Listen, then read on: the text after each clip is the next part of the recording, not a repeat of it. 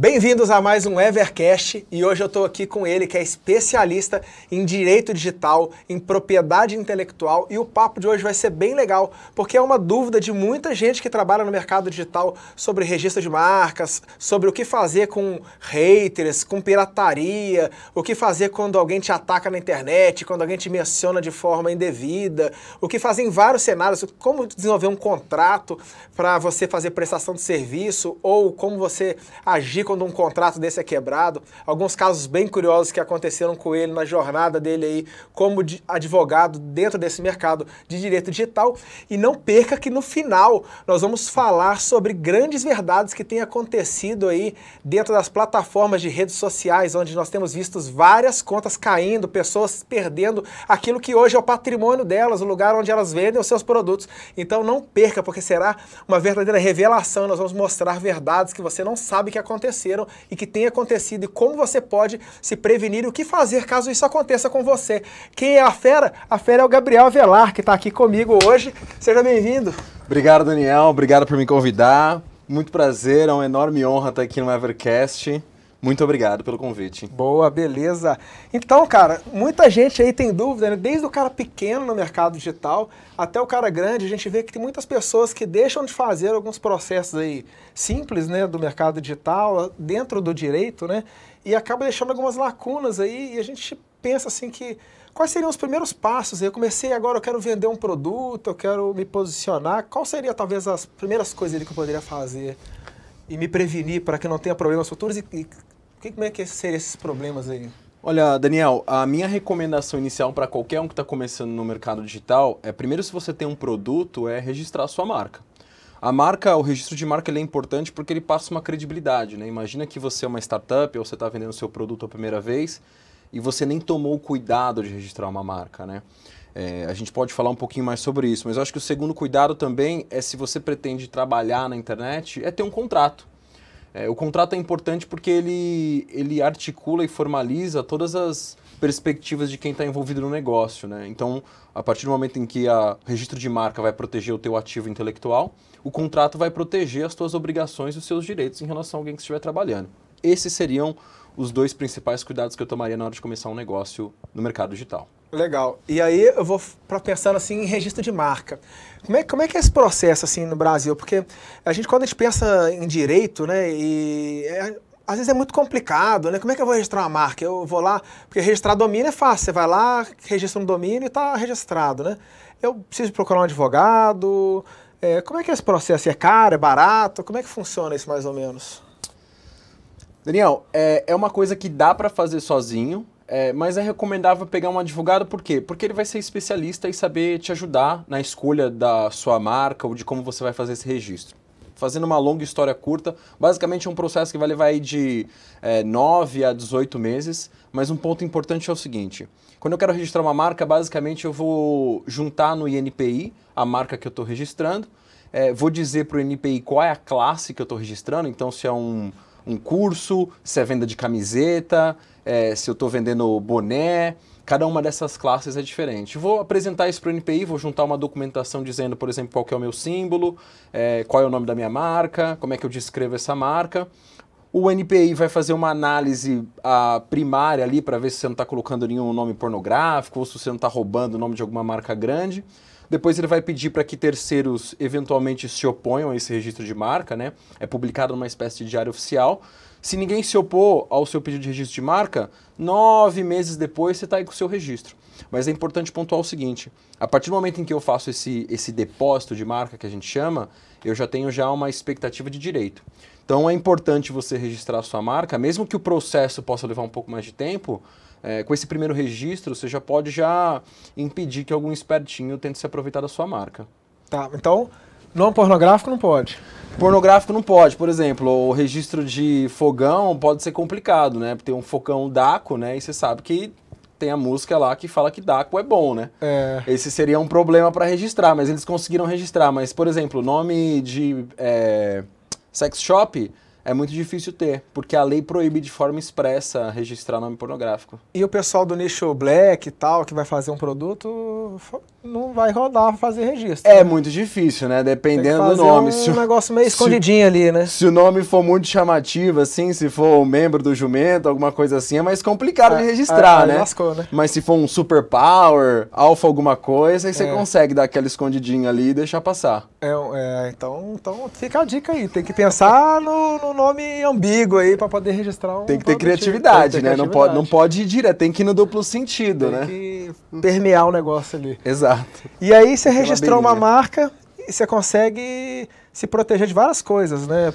Quando você registra a marca, tem várias consequências positivas, né? Por exemplo, se alguém está copiando o teu produto na internet, uma coisa é alguém estar copiando um produto que você não tem registro de marca, não tem um contrato, não tem nenhuma prova. Quando você vai fazer uma reclamação no Instagram, no YouTube ou no Mercado Livre, se você tem um registro de uma marca, você é tratado com muito mais seriedade, né? É muito mais fácil de provar que você de fato é o titular.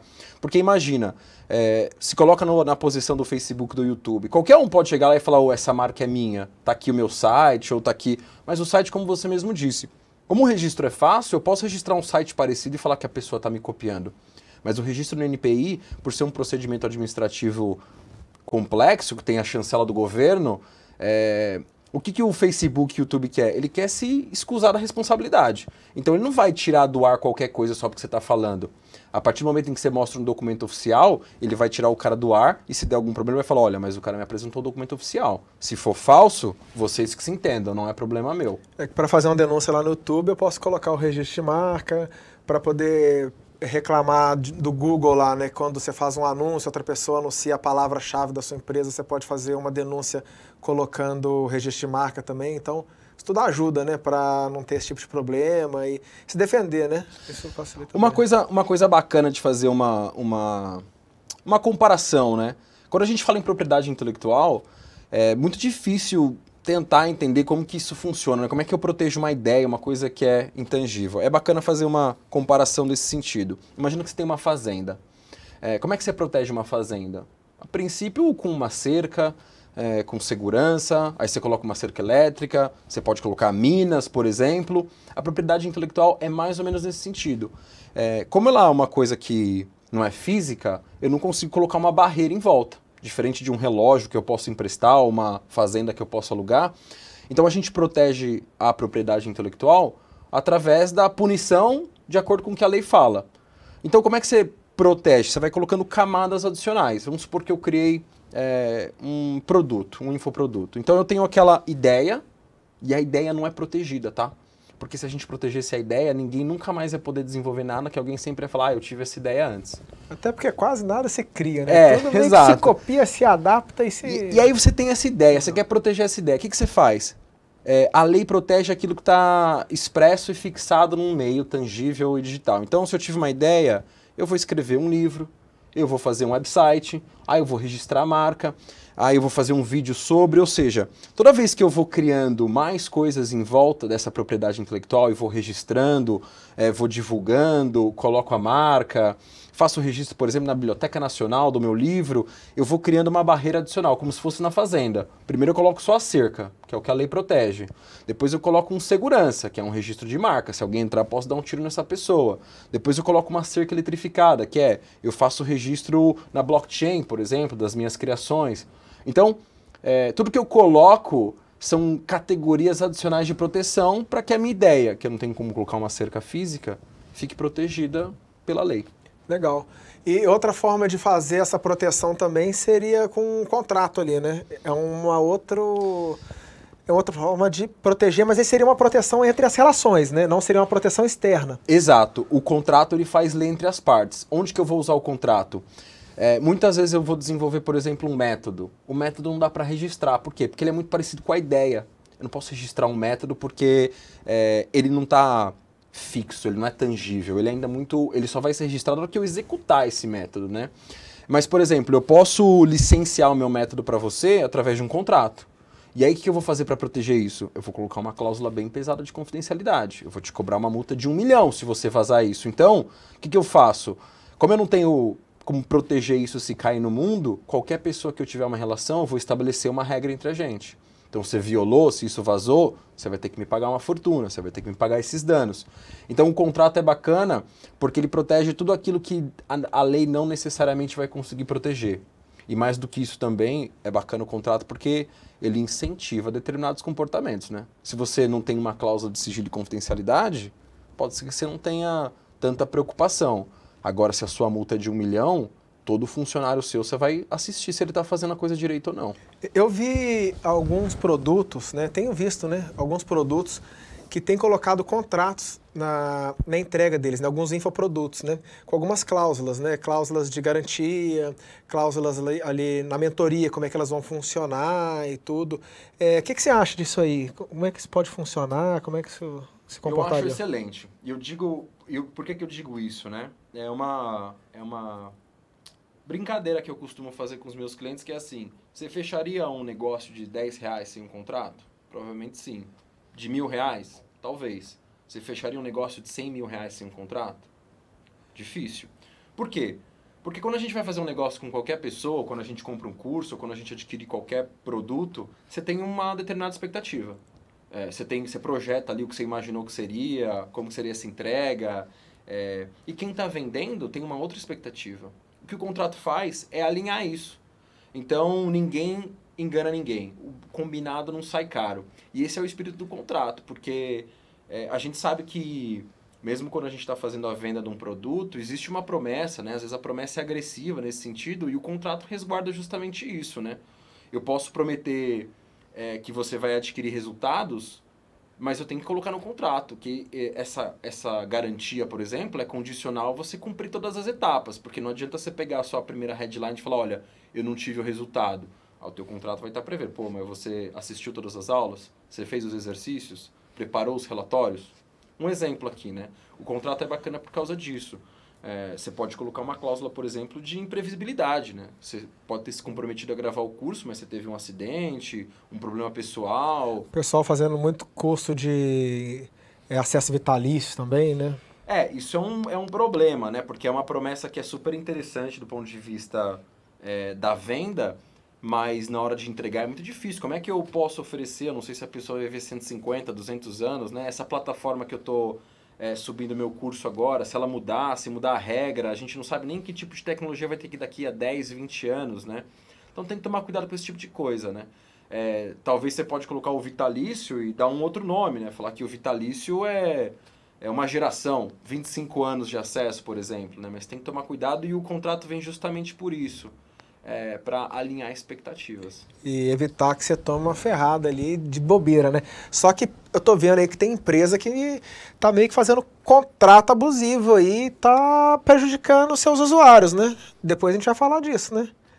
Tem empresa que tá de sacanagem aí, né? Tem empresa que gosta de quebrar contrato e fala que quem quebrou o contrato foi você. Né? Ela gosta de fazer esse tipo de sacanagem. Tem umas redes sociais aí que estão... Olha, não tem uma que se salva, viu? Tem cada história de quebra de contrato que é... Bom, quem trabalha nesse meio conhece todas. A gente vai falar disso, né? E vamos dar uma solução para isso aí, né? Tem, uma possível solução, né? Tem um caminho, né? Tem um caminho, né? Então fica ligado aí que vocês vão ver o caminho que a gente vai ter para isso aí. E contrato? Me fala aí, o que você tem pego aí de contrato, já pegou de contrato engraçado aí, diferente, ou que é até interessante aí, porque a gente pode colocar aí no mercado. O contrato é uma coisa bacana, né? Porque 10 anos de experiência nesse mercado, eu já vi muita coisa interessante, né? 10 anos, você tá antes da rede social, você já tá fazendo um negócio digital. Eu só não sou mais antigo que o Rufino, o dinossauro da internet, mas além disso, eu sou bem antigo. Uns tempos atrás aí, eu peguei uma produtora que fazia filmes adultos. Sei. E aí tem que ter uma liberação de direito amplas ali, né? E tem que pôr tudo no contrato ali. Tem que pôr tudo, porque o cara pode falar que tem metragem. Exato, tem um talento, né? Mas às vezes tem que falar se vai funcionar, se não vai. Tem obrigação de estar presente ali, né? O cara tem que comparecer, né? Tudo que vai fazer ali, tudo... É muito direito, tem que liberar, viu? Porque todo mundo libera muita coisa nesses contratos, viu? Dependendo, libera mais ou menos, né? Dependendo, né? A gente tem que ver o filme pra ver o tamanho da liberação. Você vai lá ver o filme, você tem que acompanhar pra fazer o contrato, né? Eu sou um cara que eu gosto de conhecer o modelo de negócio, de né? perto, então, né? eu tenho que estar on site pra entender a operação do cliente, Entendi. né? Eu não chego a colocar a mão na massa, né? É importante só visualizar, né? Conseguir compreender, mas... E aí foi? Levou testemunha também para o contrato? Tem gente que gosta de testemunha nesse tipo de ato, né? Do contrato, no caso, um contrato né? mais amplo, né? Assim, Fica bastante gente participando, né? Quanto mais melhor, mais seguro, né? Mais divertido. Bacana, né? Tem mais gente participando, gera mais confiança, né? Esse contrato aí é bem diferente. É bem diferente. Né? Pô, tem um outro contrato agora, pessoal que tá mexendo com criptomoeda, com um joguinho de NFT. Pô, fiz um contrato de jogador de videogame profissional. O cara fica lá jogando o dia inteiro, recebe o salário, tem que cumprir meta, tem que jogar o joguinho lá, e se não cumprir a meta, é chutado. E tá crescendo, né? E tá crescendo, rapaz. E, de novo, precisa de contrato, né? Porque... E assim, você vê a galera fazendo um monte de coisa sem contrato, e isso é importantíssimo, né? Fazer um contrato, principalmente aí que vai envolver dinheiro, né? Quer ver um exemplo bacana? Por que o contrato, a gente pensa que contrato é só papo de advogado chato, né? Quer ver, se você é um copywriter, por exemplo, né? Alguém contrata você para fazer uma peça publicitária, né? Aí você cobra R$3.000 para fazer essa peça publicitária. E aí é um acordo por e-mail e tal. De novo, a questão das expectativas, né? Quantas versões eu tenho que produzir? Como é que é a aprovação final? Eu tenho que respeitar o briefing? O cliente pode mudar a qualquer momento? Qual que é o tempo que ele tem de me dar a aprovação? Quem já nunca conheceu uma história de que o cliente ficou sem responder, voltou depois de 1 ano para fechar o contrato? Pô, isso não pode, né? Se o cara vai pedir a 10ª alteração, você tem que cobrar um valor extra. Se ele está mudando do briefing no meio do caminho, valor extra. Tudo isso o contrato ajuda. Por quê? Se um contrato bem desenvolvido, ele formaliza o teu modelo de negócio. Isso é, muito importante. E também, se o cara descumpre, tem lá a multa, né? Você pode parar de trabalhar, por exemplo, se o cara não está cumprindo os prazos. O contrato é importante por causa disso. E assim, a gente falou de marca, falou de contrato. Tem outro tema também que o pessoal manda muito, pergunta muito, né? E porque incomoda, né? A questão de fake news, ou então, assim, hater, aquele cara chato que fica ali no seu Instagram... te enchendo o saco, postando ali mentira, te xingando, te caluniando, às vezes repostando alguma coisa ali num stories toda hora te falando mal de você e tal. O que dá pra fazer com isso assim? Dá pra, sei lá, fazer um boletim de ocorrência virtual? Dá pra fazer o quê? O que a gente faz com um cara desse? Olha, eu tenho minha opinião pessoal e minha opinião profissional, né? A minha opinião pessoal é que se não tá cometendo nenhum crime, se não tá... gritando incêndio no prédio fechado, é liberdade de expressão. Mas a lei no Brasil entende de um jeito diferente, né? Para responder isso, a pergunta mais importante é, quando acontece com você, o que você gostaria? E aí a gente tem gradações, né? Imagina que se alguém te agrediu com palavras, vamos fazer uma analogia a uma agressão física, né? Se alguém te deu um soco, você pode... fazer com que a pessoa peça desculpas, fazer com que a pessoa pague por uma cirurgia ou qualquer coisa assim, ou você pode querer dar um soco de volta nela, ou você pode querer dar um tiro. Com esse tipo de acontecimento é a mesma coisa. Então, o que você gostaria? Você gostaria que essa pessoa simplesmente parasse de te importunar? Você gostaria que essa pessoa pedisse desculpas publicamente, se arrependesse publicamente, ou você quer que essa pessoa te pague uma indenização? Como funciona na prática? Se você quer que a pessoa simplesmente pare de te encher o saco, você vai lá e vai bloquear essa pessoa, né? O nível 2 seria, eventualmente, enviar uma notificação extrajudicial. E a notificação extrajudicial é bacana porque ela resolve diversos problemas. Você pode fazer uma notificação simples, falando, olha, por favor, para, porque senão vai ter consequências jurídicas. Ou você já pode fazer uma notificação já obrigando ela a fazer um pedido de desculpas.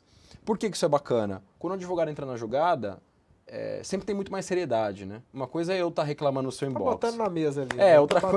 Outra coisa é falar, ó, bicho, eu tô com a arma aqui apontada pra sua cara, né? Você vai retrucar ou a gente vai ter um problema? E a última instância é o processo. Qual que é o problema do processo, né? Só quem ganha com o processo é o advogado. Brincadeira. Porque o processo é o seguinte, primeiro que você não sabe o que vai dar. Segundo que você vai mover uma ação contra alguém falando que ele te acusou de ser alguma coisa, e pode ser que tenha um fundo de verdade ali. E muito embora você esteja muito seguro da sua posição, o juiz vai analisar profundamente isso antes de condenar alguém por qualquer coisa, né? Então, alguém falou que você é feio, alguém falou que você é bobo, o cara pode juntar lá no processo que de fato você é muito feio, ou que você falou uma besteira. Então, o processo, ele é a última ratio que a gente chama, porque você pode tomar uma invertida.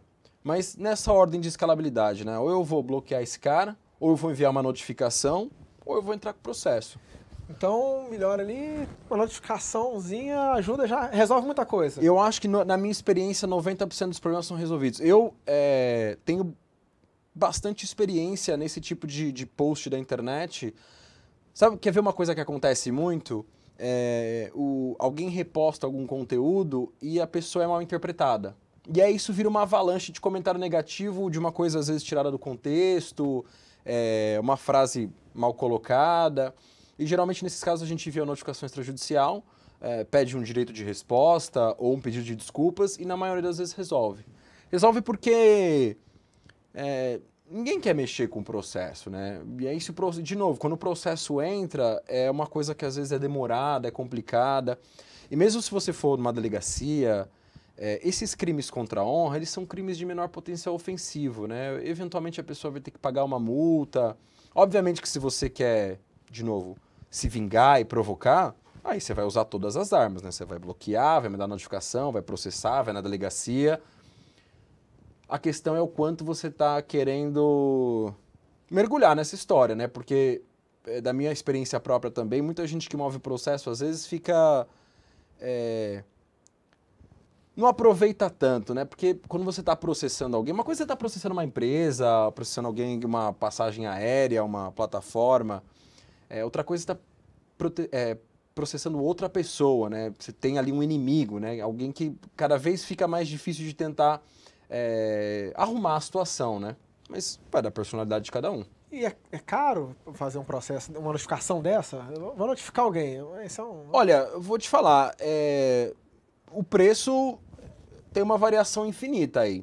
2 exemplos bem simples, né?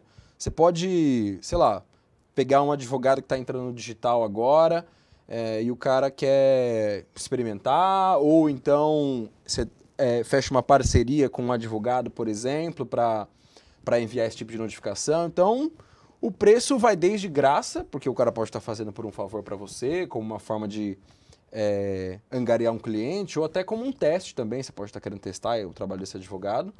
E tem notificação que vai chegar a 5 mil, 10 mil, 20 mil. Aí, pro pessoal aí que quer conseguir um advogado desse aí para testar, alguma coisa assim, onde que eles conseguem achar um advogado nesse esquema aí? Olha, tem bastante gente agora entrando no digital, tá? Eu tenho uma mentoria para advogado que está entrando no digital. Eu tenho lá uma porrada de aluno super capacitado. Depois, se você quiser deixar os meus dados para contato aí para quem quiser procurar, posso indicar os meus alunos, meus mentorados. Vamos deixar aqui embaixo do vídeo aqui, ó. Quem Pessoal quiser fera, depois, treinado tudo por mim. Chama a Velar lá que fazer a notificação tudo de graça aí, ó. Vai notificar todo mundo. Depois dessa da notificação de graça, a OAB vai bater lá na minha porta, eu vou tomar o processinho. Notificação é o famoso chamar a mãe de maneira oficial, só que de maneira bonita, né? É isso. Vou chamar minha mãe pra você, meu pai pra você. Fala na frente dele agora, fala na frente da minha mãe agora. Basicamente é isso. Resolve. Resolve. O machão fica pianinho. Então pronto, a galera vai começar a notificar, sem ficar retrucando lá, né? Às vezes retruca e vai, o negócio... Porque tem gente que perde os limites também, né? Aí fica uma situação complicada, né? Daí a importância da experiência do advogado, né? De saber quem que é o meu cliente, quem que é a pessoa que ele quer notificar. E aí vou até dar uma viajada aqui, né? Toda vez que eu tenho uma situação dessa, eu faço o uso da teoria dos jogos, né? Quem que vai escalar o conflito, quem que vai desistir primeiro, que tipo de abordagem eu vou usar, porque, por exemplo, a notificação extrajudicial pode ser usada, inclusive, como uma armadilha jurídica, né? Eu posso notificar o cara apresentando mais ou menos um pouco da minha estratégia ou induzindo ele a um movimento de defesa, que depois eu pego ele no processo. Então pode ser um xadrez bem executado nesse sentido, né? Eu nunca vou numa notificação extrajudicial, por exemplo... Quase nunca, né? Só pra dar medinho. Eu nunca vou usar todos os meus argumentos. Por quê? Porque o cara sabe que a hora que eu entrar com o processo, ele já tem a estratégia de defesa super pronta, porque ele sabe qual vai ser meus argumentos. Mas dependendo de quem for o caso, eu não tenho nenhum medo de gastar todas as minhas balas de uma vez só, porque eu sei que vai resolver. Então vai muito dessa análise de ter esse feeling de quem que é a pessoa que está do outro lado e qual é o tamanho do problema. Legal. E falando assim dessa parte aí de gastar as balas, do processo e tudo, outra coisa que pega muito é lance de pirataria, né? Pirataria é um tema recorrente, né? Ainda mais assim, a gente, né, aqui na plataforma, a gente acaba vendo o pessoal tentando se proteger, a gente tem mecanismos anti-pirataria, sempre evolui isso com certeza, mas vira e mexe, aparece um curso sendo utilizado em outra plataforma, que está sendo vendido numa outra plataforma, alguém que faz algum movimento errado no mercado, acaba jogando vídeos no Drive e esse vídeo acaba sendo compartilhado e tal. Então tem várias situações de pirataria que acabam acontecendo e aí o produtor não sabe o que fazer, ele fica meio vendido ali, né? Aí fica tentando comprar software para poder se defender, não sabe muito bem o que faz. E aí eu queria uma visão de um advogado, né? O que faz? Eu fico pensando assim, fazer um boletim de ocorrência, como é que é? Olha, Daniel, a pirataria é um problema amplo, então a resposta é ampla, né? Vamos falar assim, vamos chamar 3 tipos de pirata, né? Tem o piratinha, que é o cara que compra o curso e tenta ratear contra as pessoas. Tem o pirata médio, que é o cara que compra, põe num drive e tenta vender numa escala um pouquinho maior. E tem o grande pirata, né? O grande pirata é o cara que tem uma estrutura profissional para fazer isso, né? Tem muito tempo de experiência, né? Na prática, infelizmente, o grande pirata é muito difícil de pegar, né?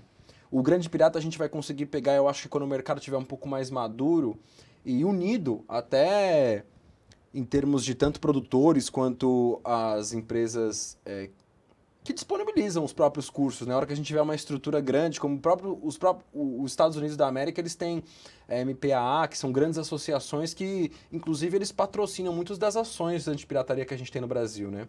Então, acho que à medida em que o Brasil tiver um pouco mais maduro, que o mercado estiver amadurecendo, a gente vai conseguir enfrentar o grande pirata de um jeito um pouco mais ostensivo. Agora, com relação ao pequeno pirata, é um cara relativamente simples de você pegar, né? Na maioria dos casos em que eu atuei, bastou a notificação extrajudicial para esse cara sair correndo entre as pernas, mandar o extrato bancário dele, mandar o e-mail e o WhatsApp de todo mundo com quem ele conversou. E aí, nesse caso, essa parte do trabalho é bem gostosa, né? Você aloprar o pirata que está tentando roubar, né? E para o produtor de conteúdo também é muito gostoso se ver vingado, né? Ver gente pedindo desculpa, gente devolvendo dinheiro.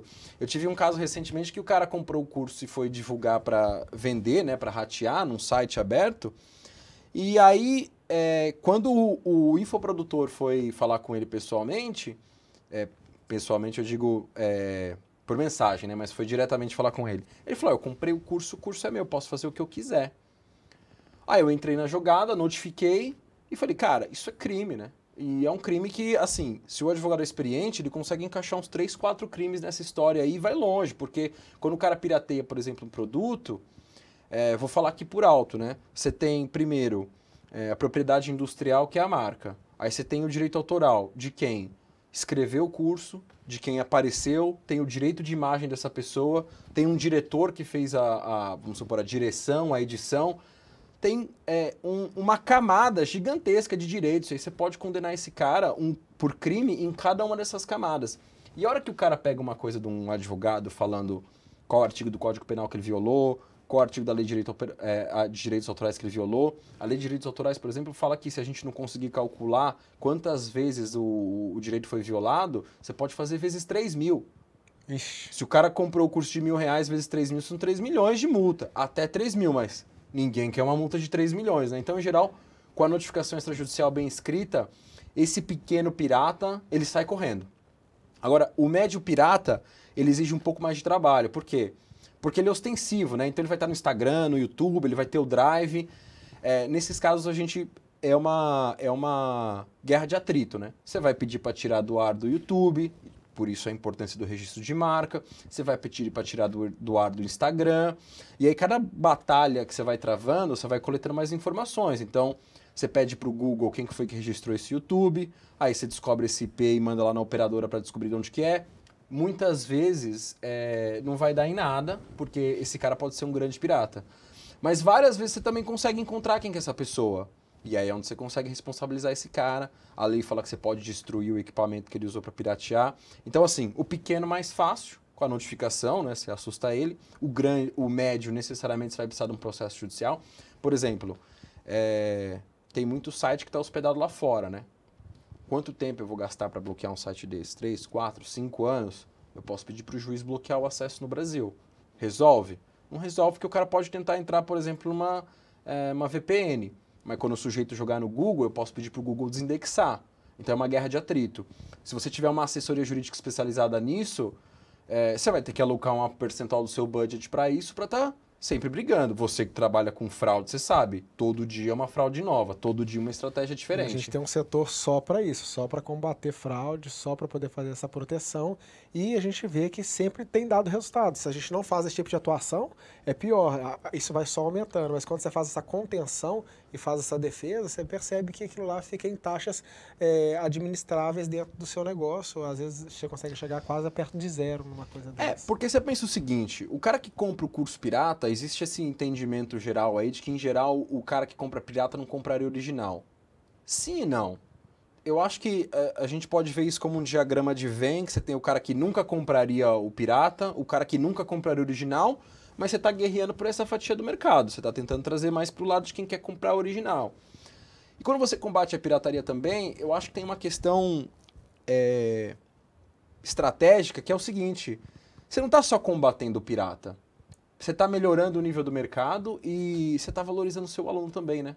O cara pagou 1.000, 2.000, 3.000 reais no seu curso e ele sabe que alguém pode pegar de graça, porra, é chato, né? Agora você mostrar para ele que você está correndo atrás, que você está punindo, que você está buscando valorizar o investimento que ele fez, né? É uma ideia até boa, né? De mostrar essa transparência, né?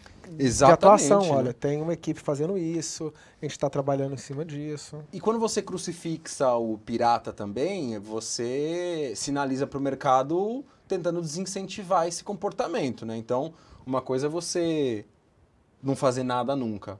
Outra coisa é você processar um cara, processa 2, ou todo mundo que pirateia sabe que toma notificação extrajudicial. E não tem jeito, cara. Eu acho que esse é o caminho natural do mercado. O mercado vai ficar maior, vai se profissionalizar e a gente invariavelmente vai ter grandes associações que vão ter um poder de fogo muito maior. Até porque esse lance da pirataria também tem uma questão até institucional e cultural, né? Mas a gente consegue combater isso num nível um pouco maior, né? Uma coisa é eu, produtor, você, dono de plataforma, e falar com o YouTube. Outra coisa é 10 associações ou 10 plataformas irem lá bater na porta do YouTube, né? Você tem um movimento diferente, né? Uma coisa é você bater com a notificação extrajudicial ou processar. Outra coisa é você marcar uma reunião com o cara, receber, debater estratégia. Eu acho que é um caminho natural do mercado de amadurecimento. Boa. E outra coisa, agora que eu quero ver, o assunto que o pessoal tem falado muito aí, que é a questão dessas contas aí, né? Conta de Instagram, conta de Facebook, né? Várias redes sociais aí que um dia a pessoa tá lá, no outro dia ela não tá mais e não sabe nem o motivo disso aí, ou sabe o motivo, mas não entende muito bem, é dado o motivo e não entende mais. O que está acontecendo aí no mercado? Eu sei que você tem alguns clientes aí grandes, né, de contas bem grandes que você trabalhou, as contas foram recuperadas e tem um movimento aí nesse sentido, né, que você faz essas defesas. O que está acontecendo aí? Conta um pouco pra gente aí, qual que é a sua opinião sobre esse... Cara, a minha opinião é que o Facebook e o Instagram, o Facebook no caso, o Facebook Incorporated, eles viraram um Estado-nação. Eles se acham maiores que todo mundo, né? E eles podem ser, eles têm mais dinheiro que Deus, né? E o que está acontecendo hoje no Brasil é que eles estão derrubando conta torta direito e alegando que o usuário está violando o contrato. Só que isso não é verdade, né? O que acontece, na minha opinião, e o que tem sido demonstrado dia após dia, é que eles têm, de fato, um serviço defeituoso, né? E eles não têm o menor incentivo em corrigir esse serviço. Vou dar um exemplo. Alguém derruba uma conta de 1 milhão de inscritos no Instagram. O cara tem uma conta reserva. O Instagram sabe disso. Então, ele meio que não se preocupa. O problema é que isso vai retroalimentando uma série de comportamentos ou incentivando comportamentos negativos, porque em vez de eu guerrear para ter essa conta de volta, levar até as últimas consequências, eu vou usar minha conta reserva porque cai mesmo, né? Mas está errado. Eu tenho, citar para você alguns casos aqui, por exemplo, a cliente tem lá uma postagem em que a mãe dela está parabenizando porque ela deu uma entrevista e a postagem é derrubada por discurso de ódio. Ou seja, existe hoje uma instrumentalização, no caso do Instagram, das ferramentas de denúncia. A gente sabe que tem esse serviço sendo vendido no mercado negro aí para derrubar a conta. Por quê? Você põe um robozinho lá para fazer um número X de denúncia, a conta cai. É uma loucura, né? Não tem uma revisão humana disso, né? O Instagram vai derrubando a torta direito e o que é mais maluco, né? A hora que isso vai ser contestado judicialmente, o Instagram fala que ele não tem responsabilidade porque a pessoa violou os termos de uso, mas eles nunca apresentam provas, né? Eles falam que eles não têm controle, que é só o Facebook americano, mas também não apresentam provas disso, né? A última defesa que eu fiz, quando o Facebook apresentou essa questão de que eles não tinham controle, que eles enviavam as ordens para o Facebook lá fora, eu falei, mas vocês não juntam um e-mail? É por e-mail, é por telefone, é por sinal de fumaça, não tem um sistema interno? Como é que uma empresa de tecnologia desse porte não pode demonstrar como é que é feita essa comunicação, né? Mas, de novo, balela, né?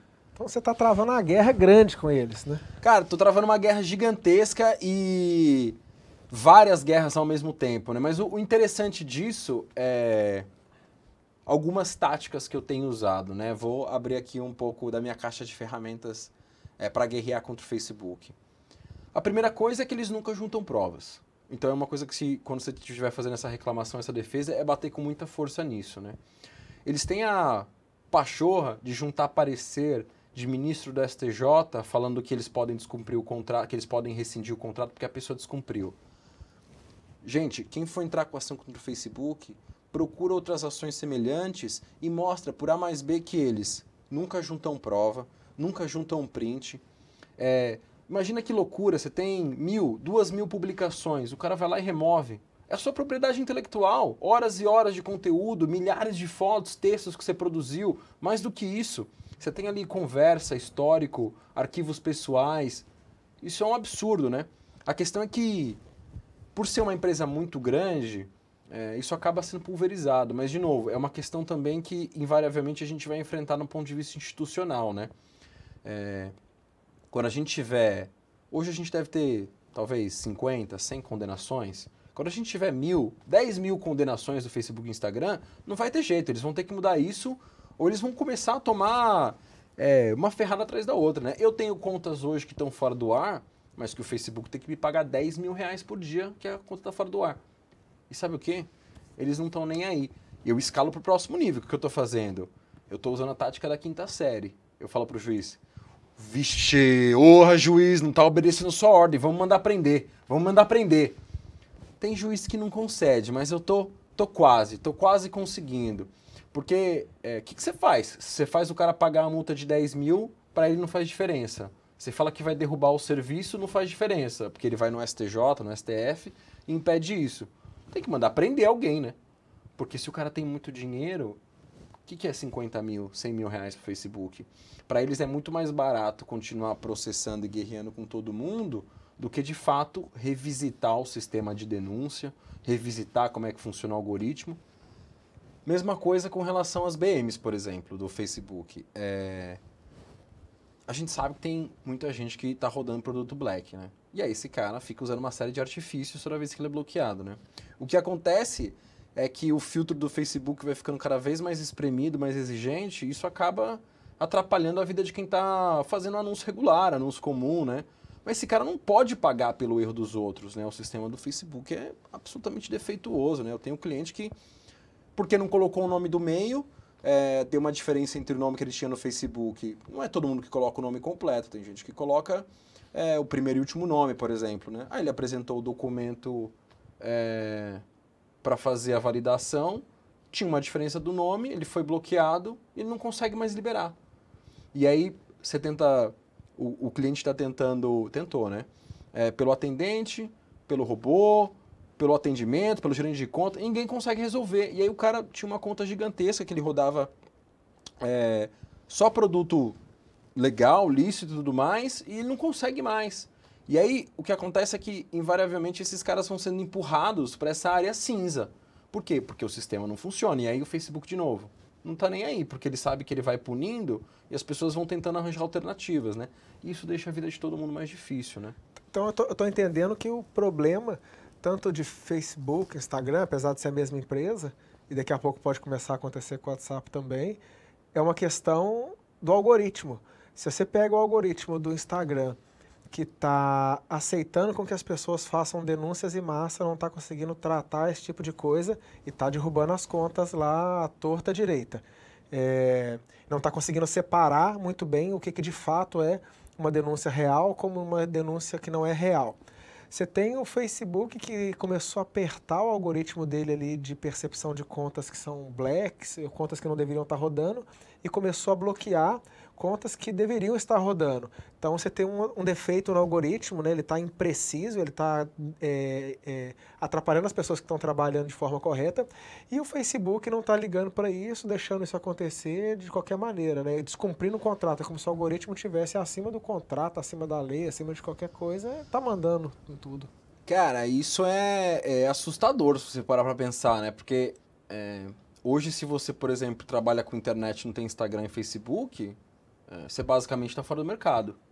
E é assustador pensar que uma empresa como essa, por exemplo, não respeita a decisão judicial, né? Acaba que, no final das contas, o que está escrito na lei não importa, né? A gente vai viver eu já ouvi essa expressão, achei ela super interessante, a ditadura do algoritmo. Porque eles nunca vão abrir o algoritmo porque é segredo de negócio, porque é propriedade intelectual. Eles vão sempre alegar que o problema não é com eles. Então, você fica nesse problema do Tostines, né? O problema é o algoritmo, mas eles não vão abrir o algoritmo. Eles não abrem o algoritmo, então eles não precisam melhorar o algoritmo. E existe um movimento lá fora de quebrar essas grandes empresas para que elas não tenham tanto poder ao mesmo tempo, mas a gente vai acabar enfrentando o mesmo problema de novo, né? Porque ainda que elas sejam quebradas, invariavelmente elas vão querer adquirir novos produtos, vão adquirir a competição. Enquanto a gente não tiver vamos chamar assim, um respeito às leis aqui, né, no Brasil e nos Estados Unidos, por exemplo, e no resto do mundo, a gente está sempre correndo o risco de cair nessa ditadura do algoritmo, porque existe a Constituição, existem as leis, a gente sabe que elas não são perfeitas, a gente sabe que o juiz é humano, ele pode errar, mas uma coisa é você ver o erro do juiz, está lá na sentença, você consegue guerrear aquilo, você consegue explicar, mas contra o algoritmo você não tem defesa, né? E o próprio Facebook, o Instagram, nas defesas dele, chega a ser absurdo. Para mim é uma tremenda de uma má-fé, né? Falar que eles não têm controle sobre isso, que é só os Estados Unidos. Eles falam que tem uma revisão manual. Então hoje caiu uma conta, o jeito é buscar um advogado especialista nisso e tentar fazer uma defesa, não tem uma outra solução. A nossa recomendação, isso é uma área meio esquisita, meio cinza, tem gente que recupera a conta, exatamente o processo, como isso é realizado, a gente não sabe exatamente, mas a gente imagina que seja por meio de um contato interno, né, por meio de uma assessoria especializada em saber exatamente o que eu tenho que falar para o Facebook para eu conseguir a conta de volta, né. Mas o que a gente tem visto tem que processar, saber que não é um processo rápido, mas assim, isso é importante. É possível obter uma liminar. Em vários casos é possível obter uma liminar, que é o juiz, primeiro ele vai devolver a conta, depois ele vai discutir a questão. Quanto mais provas você tiver de que você foi derrubado injustamente, melhor. Então, por exemplo, se você tem posts que são derrubados por questões que não tem nada a ver, então, por exemplo, discurso de ódio, assédio, e não tem nenhuma relação com o post, é sempre bacana manter um registro disso. Quando você recebe muitas denúncias, também é bacana manter um registro disso, para mostrar que existe uma perseguição, por exemplo, de um terceiro. Se você está recebendo muitos seguidores robôs, por exemplo, procura manter um registro disso. Porque quando a gente fala em processo judicial, é bacana explicar que basicamente cada uma das partes vai contar uma historinha para o juiz. Quem tiver as melhores provas e a melhor historinha, ganha. Então, se você tiver muita prova para mostrar que de fato houve um abuso do Facebook, né? Quer ver uma coisa que faz tremenda diferença? tem lá um print do seu perfil, por exemplo, número de seguidores, quantidade de postagem, mostrar o tipo de conteúdo que você publicava. Por quê? A gente precisa dar segurança para o juiz de que você está com razão na história. Então, a nossa recomendação é processa, junta o máximo de prova possível. Por exemplo, se você vende na internet e você perde a conta, é bacana mostrar para o juiz, olha, em fevereiro eu vendi 20 mil, em março eu vendi 30 mil, em abril caiu minha conta, eu vendi 5 mil. É possível processar o Facebook, por exemplo, por lucros cessantes. Por quê? Vamos lá. Eles sabem que eles são a plataforma principal. Não adianta eles falarem no termo de uso que eles não têm responsabilidade pelos prejuízos que eles sofrem. Por quê?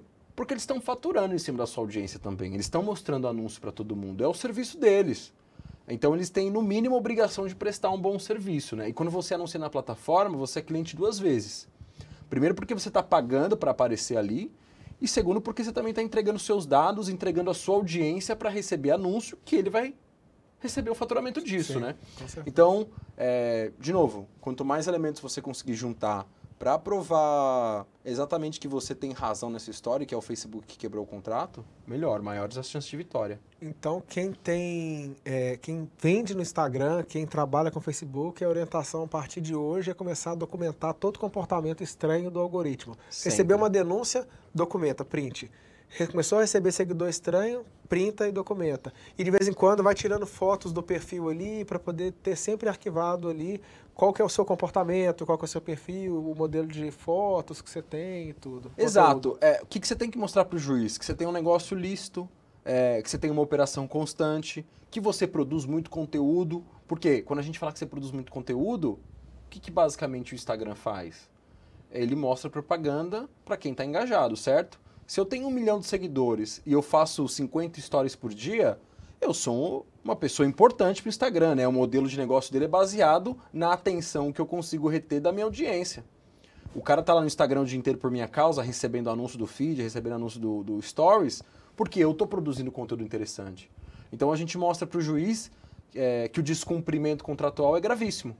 Então a recomendação é essa. Tem que preparar o coração, porque não é rápido. Mas tem que saber que no final das contas vale a pena. E, de novo, é importante até para uma questão de maturidade do mercado. Tem que todo mundo processar mesmo. Por quê? Só quando a gente tiver centenas de vitórias é que vai começar a doer no bolso para eles quererem mudar, entendeu? Até lá, para eles é despesa, estão no lucro real, estão mandando dinheiro para fora, põe na linha de despesa ali e eles nem estão sentindo, né? Então isso precisa passar por um momento de ser financeiramente prejudicial e até institucionalmente prejudicial, né? Legal. Vamos lá, o pessoal deixou algumas perguntas aqui na caixinha do inbox aqui do Instagram. Vamos ver aqui o que tem para você aqui de pergunta. Vou responder agora olhando para a câmera. Ixi, tem umas boas aqui, hein? Rapaz, tem umas aqui bem interessantes. Ó. Pirataria de curso online, vale a pena? Olha, dependendo do pirata, tem pirata que se dá bem, né?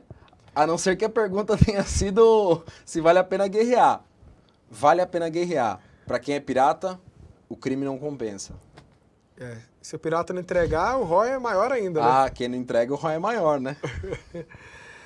Um advogado começando. Um advogado começando no escritório, deveria focar onde? Talvez no escritório digital, assim. Algum desses nichos aí seria interessante ele começar? Olha, minha sugestão, registro de marca para infoprodutor, é um super produto interessante. Essas agências de lançamento, às vezes são agências de uma pessoa só, né? É um super produto essa pessoa ter um contrato, porque você ajuda a desenhar um modelo de negócio dela. A gente está com um mercado que está começando a amadurecer agora. Então essa é a hora de entrar no digital, conhecendo os modelos de negócio, fazendo assessoria empresarial para essas empresas. Muitas empresas do digital, por exemplo, o empresário não sabe a diferença entre o simples, lucro real, lucro presumido, não tem um contrato societário, não tem cláusulas negociais ali com os próprios sócios, por exemplo, né? Advogado que está bem preparado, que tem um conhecimento 360, ele nada de braçada nesse mercado. Agora, acho que Acharam ruim aqui do serviço do advogado, não o seu, mas de advogado geral. Por que que advogado demora tanto para fazer as coisas? Olha, tem vários motivos para isso, viu? A primeira resposta do advogado é sempre depende. Em geral, o processo demora muito porque um juiz hoje vai ter de 5, 10, 20 mil ações para ele julgar. Dependendo do grau, dependendo da instância. Então, o processo é demorado mesmo. E o advogado, em geral, ele demora muito para fazer as coisas porque aquilo que é simples para quem está fora, para o advogado é um pouco mais complexo.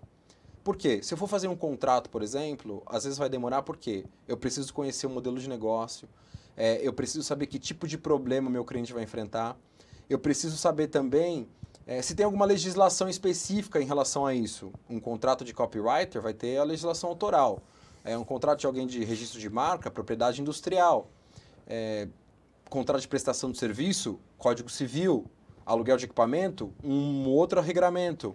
Então, é porque o que parece simples, às vezes tem um mecanismo... Que é simples aos olhos de um, na prática é bem complexo. Pensa como um relógio. Você está vendo o relógio lá andando bonitinho, mas você não sabe a complexidade do mecanismo por trás para fazer aquele relógio funcionar, né? Verdade. Acho que só tem mais uma pergunta mais profissional e as outras estão bem pessoais aqui. Vamos Se prepara. Vamos ver. Seu escritório já roda sozinho? Ainda não.